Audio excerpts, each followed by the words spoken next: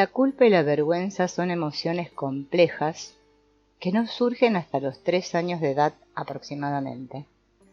Para experimentarlas es necesario que la persona sea consciente de su individualidad y capaz de juzgarse a sí misma y a su comportamiento. Ambas cuestiones se producen cuando la persona considera que ha hecho algo mal, pero existe una diferencia fundamental entre una y la otra. El sentimiento de culpa se produce cuando la persona se centra en la acción y no en sí misma como persona. Esto que he hecho está mal y desearía que no hubiera sucedido. Entonces siente la necesidad de reparar el daño causado. La persona que experimenta vergüenza, en cambio, se centra en sí misma, no en su conducta, y considera que hay algo malo en ella como persona por lo que ha hecho. La vergüenza va acompañada del deseo de desaparecer o de esconderse porque no desea que los demás vean la horrible persona que es. Así pues, la vergüenza está relacionada con la mirada de los demás, y aunque también puede sentirse estando a solas, siempre se tiene a los demás en mente. Estos sentimientos pueden ser destructivos y despilfarran una gran cantidad de energía emocional. La persona que los sufre suele sentirse inmovilizada en el presente por algo que ya pasó. En el caso de no saber gestionar estos sentimientos para liberarlos, sentirá que le irán atenazando de tal forma que el desorden se generalizará y podría tener consecuencias importantes. En esta situación suelen caer personas que tienen un pensamiento rígido y polarizado. Las cosas solo pueden ser buenas o malas y son incapaces de relativizar o contextualizar los diferentes comportamientos. Otra posibilidad se da cuando la persona provoca una ruptura en su sistema de valores y se recrimina a causa de su comportamiento. Nunca me lo perdonaré, no entiendo cómo pude llegar a hacer tal cosa. En general, las personas que quedan atrapadas en estos sentimientos han sido en su infancia víctimas de humillaciones, desprecio, juicios exigentes, expuestas al ridículo por sus acciones o características personales, y han interiorizado patrones rígidos de autovaloración negativa.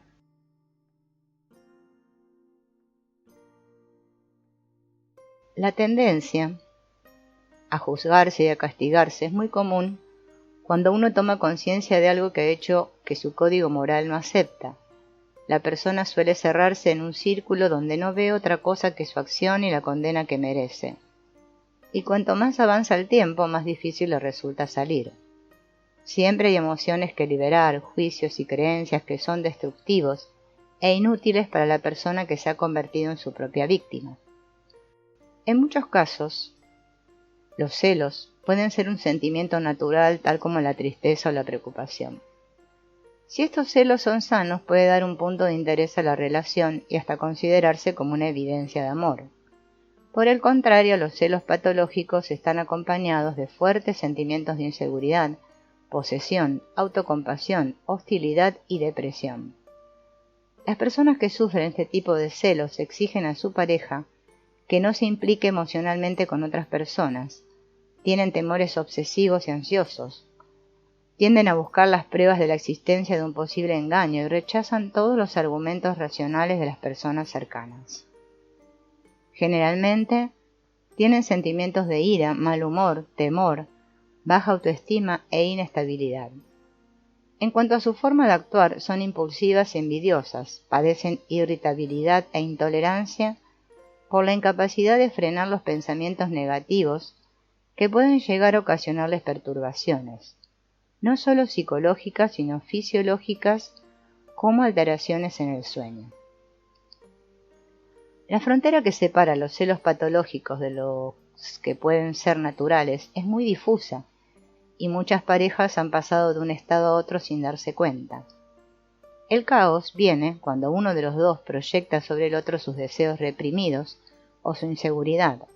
Entonces el que es acosado por el celoso se convierte en su víctima, sin ninguna posibilidad de poder satisfacer sus demandas.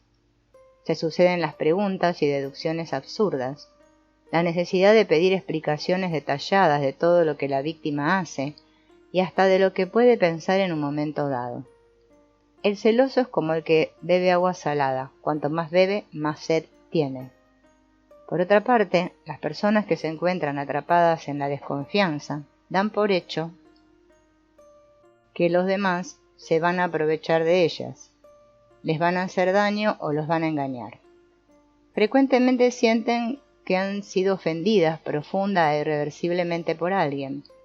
Están preocupadas por dudas no justificadas acerca de la lealtad o fidelidad de sus amigos y socios, cuyos actos son escrutados minuciosamente en busca de pruebas de intenciones hostiles. Este tipo de personas son reacias a confiar o intimar con los demás porque temen que la información que compartan sea utilizada en su contra. Pueden negarse a contestar preguntas personales diciendo que esta información no es asunto de los demás. En las observaciones o los hechos más inocentes, vislumbran significados ocultos que son degradantes o amenazantes. Por ejemplo, un halago puede ser interpretado como una crítica o una oferta de ayuda como una descalificación. Además, suelen albergar rencores y son incapaces de olvidar los insultos, las injurias o los desprecios que creen haber recibido. El menor desprecio provoca una gran hostilidad que persiste durante mucho tiempo. Siempre están pendientes de las malas intenciones de los demás. Sienten a menudo que su persona o su reputación han sido atacadas o que se les ha mostrado desconsideración de alguna manera. Contraatacan con rapidez y reaccionan con ira ante los ultrajes que perciben. Son personas con las que generalmente es difícil llevarse bien y suelen tener problemas de relaciones personales. La suspicacia y hostilidad excesivas pueden expresarse mediante las protestas directas, las quejas recurrentes o por un distanciamiento silencioso claramente hostil. Muchas veces heredamos programas de nuestros progenitores que son muy disfuncionales en determinadas áreas de nuestra vida. Estos programas, creencias, juicios, prejuicios se activan cuando la situación que uno vive tiene alguna semejanza con la de alguno de sus progenitores. La fuerza que tienen estos programas suele ser superior a la voluntad y a los buenos propósitos que el hijo o hija puede desplegar para superarlos. Hay etapas en el desarrollo personal y en determinadas circunstancias de la vida que están marcadas claramente por la dependencia, sea de los padres o de otras personas significativas que realizan una función vital que la persona no puede hacer por sí misma. Este tipo de dependencias son naturales y necesarias para el crecimiento integral de la persona, pero también debería ser natural que estas dependencias desaparecieran conforme la persona va siendo más autónoma. En los casos en que un adulto sufre alguna dependencia, sea hacia personas o cualquier otra cosa, se encuentra en una situación de riesgo o de enfermedad, sufriendo y probablemente haciendo sufrir. Las dependencias, los sustitutos y las adicciones cumplen una función para la persona que las sufre. A través de ellas trata de compensar o sustituir las carencias que tiene. Obedecen a estrategias del instinto de supervivencia para eliminar la ansiedad que padece por causa de la carencia. Por esta razón, una persona puede tener dependencia de otra porque le da seguridad. De la misma forma, otra persona también puede tener la de los fármacos por motivos similares, aunque su efecto sea mínimo. Cuando hablamos de sustituto, nos referimos al elemento personal, social o material al que la persona le atribuye la facultad de proporcionarle satisfacción a su carencia. Por ejemplo, un marido puede ser el sustituto del padre ausente de su esposa, de la misma manera que la comida puede serlo del afecto de la madre. El uso de un sustituto suele ser inconsciente y no siempre implica que exista una dependencia o una adicción. Aunque el término adicción suele usarse muchas veces indistintamente con el de dependencia para referirse al mismo hecho, existen algunas diferencias en cuanto a su carácter más intenso, invasivo y peligroso, que afecta tanto a nivel psicológico como fisiológico y en muchos casos también el neurológico. Por esta razón, las adicciones a ciertas sustancias requerirán un tratamiento más integral al encontrarse afectados diferentes niveles vitales de la persona. El apoyo con fármacos a la deshabituación es muy común, pero no es la única forma de realizarla.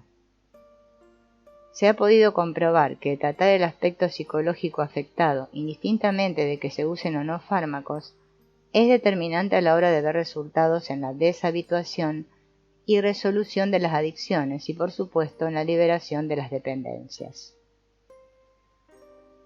Una personalidad de víctima consiste en una tendencia a culpar a otros de los males que uno padece. Los demás no me entienden. A mí me toca cargar con las consecuencias de problemas que no son míos. No hay derecho de que me traten así. Siempre me sucede a mí. Qué mala suerte tengo. Estas personas se refugian en la compasión ajena y andan como mártires por la vida. Mediante las quejas que esgrimen, van transmitiendo una exigencia oculta a los demás, despertando en ellos un sentimiento de culpa o de compasión. Esta actitud no está asociada a patologías graves, sino que es fruto de un aprendizaje por diversas incapacidades, tales como las faltas de habilidades asertivas y carencias básicas como la baja autoestima, por las que no se han tenido o empleado correctamente los recursos apropiados de superación.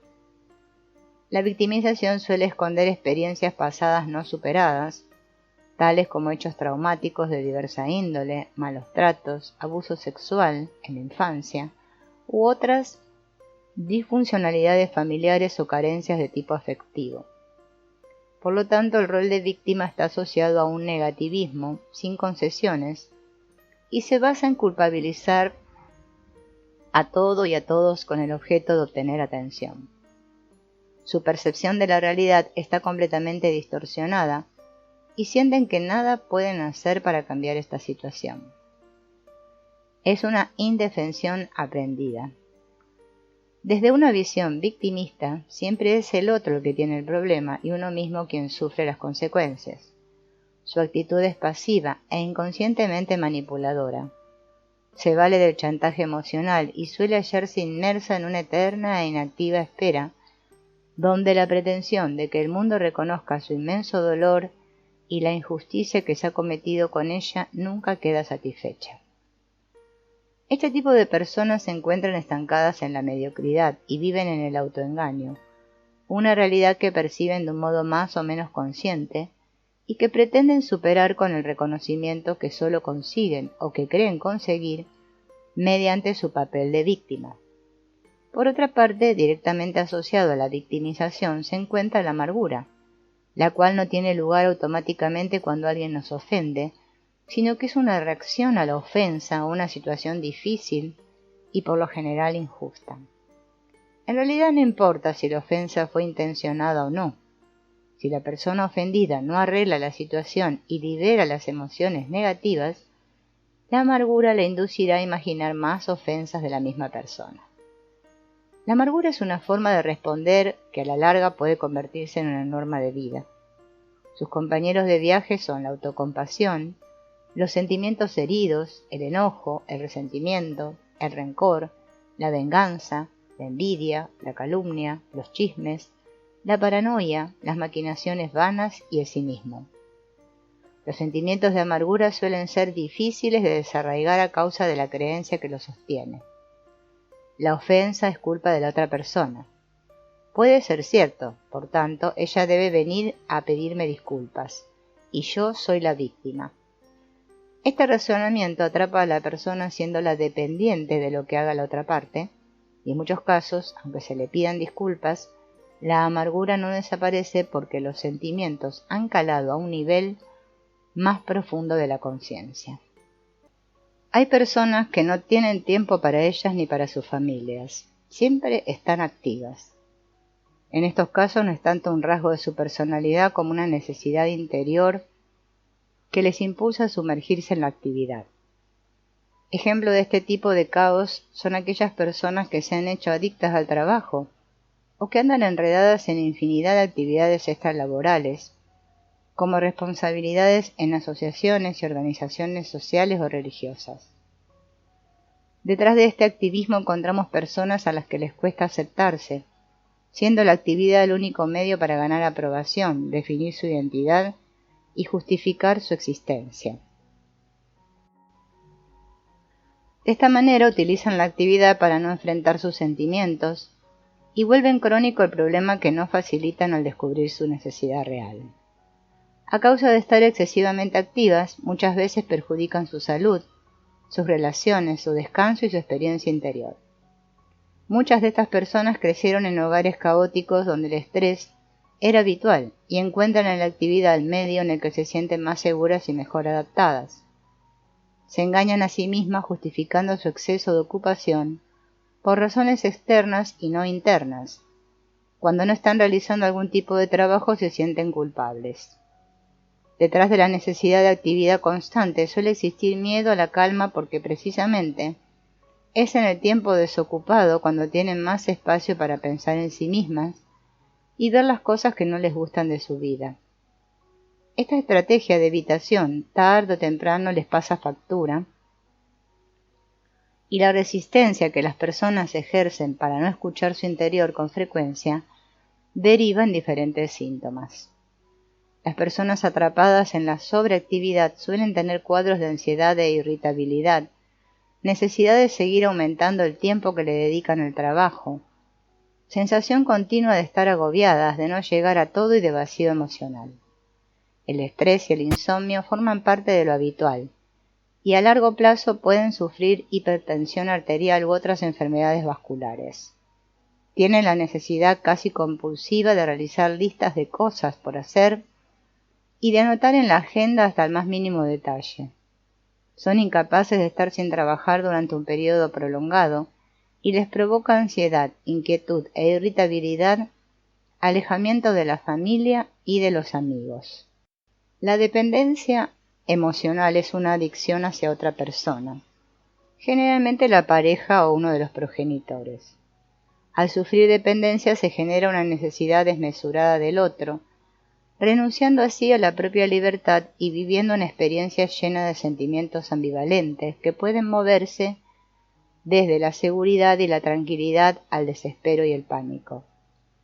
En todas estas personas se observa la necesidad del otro de una manera injustificada, exigiéndole que le dé muestras de su afecto y correspondencia de sentimientos. De una forma manifiesta o sutil ejercerá un gran control sobre su vida, creando muchas tensiones en la relación. Por otra parte, la persona dependiente dejará de ser ella misma, perderá su autoestima, modificará su comportamiento y traicionará su personalidad para tratar de gustarle más al otro, intentando asegurar así la permanencia de sus sentimientos. Esto implica muchas veces un proceso de aislamiento social por parte de la persona dependiente, ya que el mundo gira totalmente en torno al otro, y en el caso de que éste no actúe de la misma forma, el caos está asegurado. Todo esto implica un juego de sentimientos contrapuestos que generan mucha ansiedad, impotencia, frustración, desasosiego, miedos, sensación de estar atrapado en una situación de la que no se puede salir. Hay rupturas y reconciliaciones, siempre volviendo con buenos propósitos de cambio aunque nada cambie. A la persona dependiente hay cosas del otro que no le gustan, puesto que le hacen sufrir y en ocasiones puede darse el maltrato psicológico, pero aún así, el dependiente no quiere dejar de luchar para no perder el apego que siente por él. Esta dinámica inconsciente muchas veces llega a generar trastornos y enfermedades psicosomáticas que evidencian dos cosas: la anomalía de la relación proyectada sobre el organismo y la intención del inconsciente de usarlas como recurso para captar la atención de otro y no perderlo. Siempre que una persona tiene dependencia de otra, externa a la familia de origen, la causa suele ser una carencia en la relación con alguno de los progenitores. Este tipo de dependencias suelen perder su fuerza cuando el dependiente descubre a quién está viendo en la persona de la cual depende. En este caso, al resolver la carencia, por ejemplo con uno de sus progenitores, el inconsciente dejará de proyectar su necesidad esencial insatisfecha sobre la pareja. El conflicto se relaciona con la convergencia de dos o más posibles situaciones que son excluyentes y no pueden darse de forma simultánea. Por lo tanto, cuando surge un conflicto, suele producirse el enfrentamiento entre dos partes donde una de ellas intenta imponerse a la otra. El conflicto forma parte de las relaciones entre las personas debido a las diferencias de opiniones, expectativas, creencias, valores o deseos que a menudo existen. Por eso, en la mayoría de los conflictos, las emociones se encuentran necesariamente implicadas, ya que está en juego la autoestima, la dignidad de las personas, su seguridad o sus intereses. Existen diferentes tipos de conflictos. El más fácil de identificar podría ser el que protagonizan dos personas que no están de acuerdo. Pero hay otro tipo de conflicto que puede ser tan común como el primero, aunque más difícil de admitir y de reconocer, que es el conflicto interior. En este caso, la persona no es capaz de armonizar la razón y los sentimientos ante una situación que requiere algún tipo de decisión o de acción. Cuando tratamos los conflictos nos encontramos con una clave que no podemos perder de vista. La raíz de cualquier malestar emocional en realidad nunca tiene que ver con otras personas. Son nuestros pensamientos los que pueden hacernos sentir mal y no los demás, aunque nos parezca todo lo contrario. Cuando caemos en la trampa de la atribución externa responsabilizando a otros de nuestros sentimientos negativos, estamos haciendo una proyección en otras personas de nuestros conflictos internos no resueltos. No cabe duda de que para llevarse bien con los demás, primero debemos llevarnos bien con nosotros mismos. Un ejemplo muy común lo vemos en las personas con baja autoestima. La opinión que tienen de sí mismas es negativa y tienden a desaprobarse continuamente. Esta forma de tratarse la perciben en los demás mostrando una sensibilidad a flor de piel respecto a la crítica o la desaprobación que les atribuyen. Por supuesto, la solución no está en cambiar a los demás, sino en resolver el problema interno. El modo en que una persona experimenta el conflicto influye en cómo se desarrolla y lo maneja.